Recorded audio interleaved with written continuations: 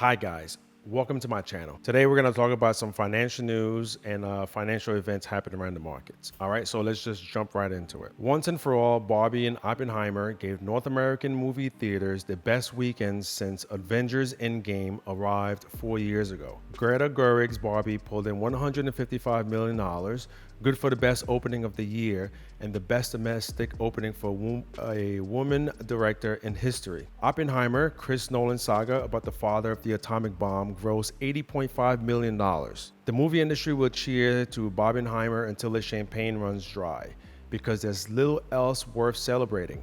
More than 100,000 Hollywood actors and writers are on strike, sending movie production and promotion into a deep freeze that shows no signs of thawing.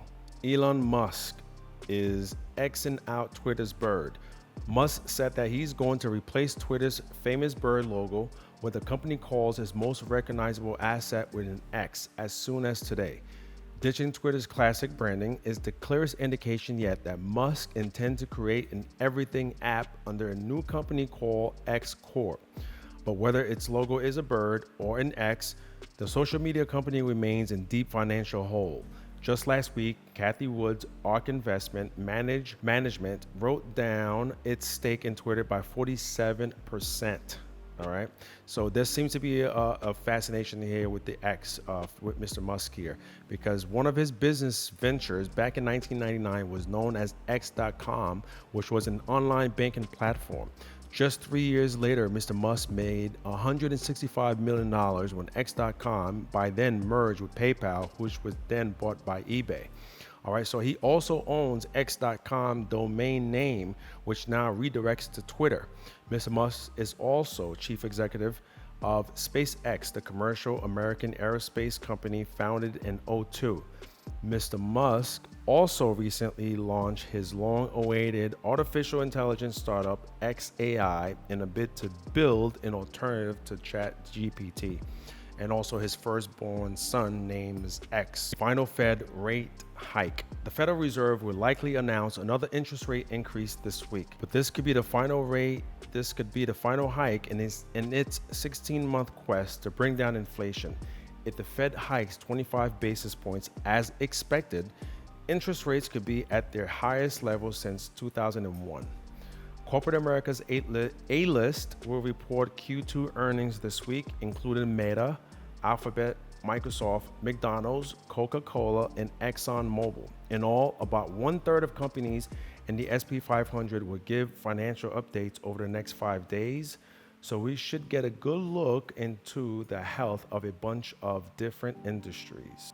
The jobless rate in half of the 50 states was at or hovering near record lows in June, showing the resilience of the labor market even after 16 months of interest rate hikes, according to Bloomberg. With an unemployment rate of 1.8%, South Dakota and New Hampshire were tied for the lowest in the country. Disney might let Sports League buy a piece of ESPN. When Bob Iger said that Disney was looking to sell part of ESPN to strategic partners as the House of Mouse struggles with the decline of linear television. Most of us probably picture high finance types getting involved in the network. But CNBC reported yesterday that the company had held preliminary talks with the NFL, NBA, and MLB about the possibility of the leagues taking a minority stake.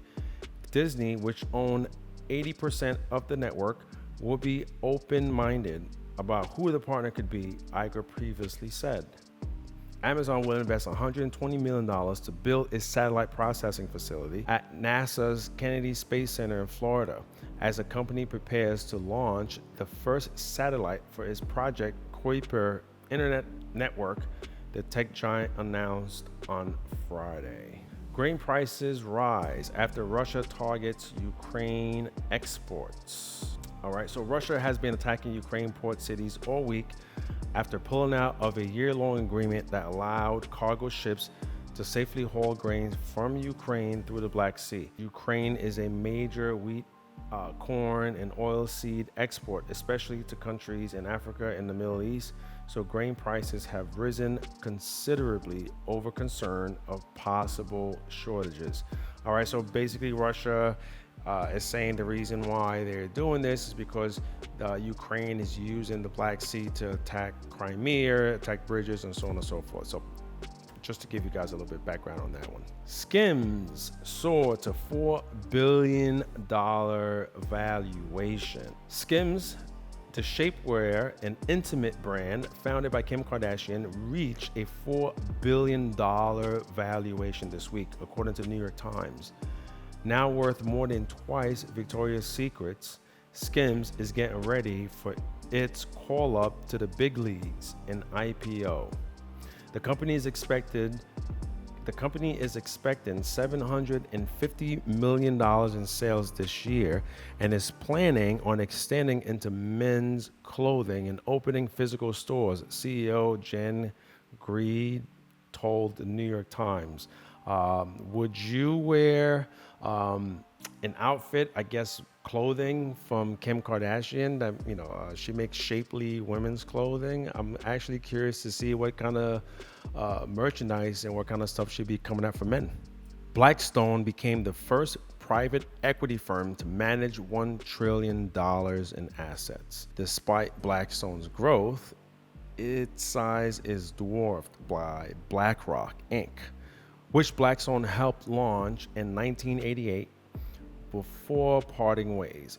BlackRock has become the world's largest asset manager with $9.4 trillion in assets.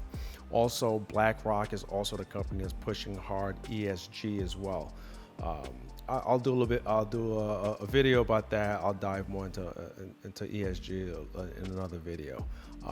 But I hope you guys found this information helpful. Was it informative to you? Do you like this type of content? Would you like me to bring more of it to you?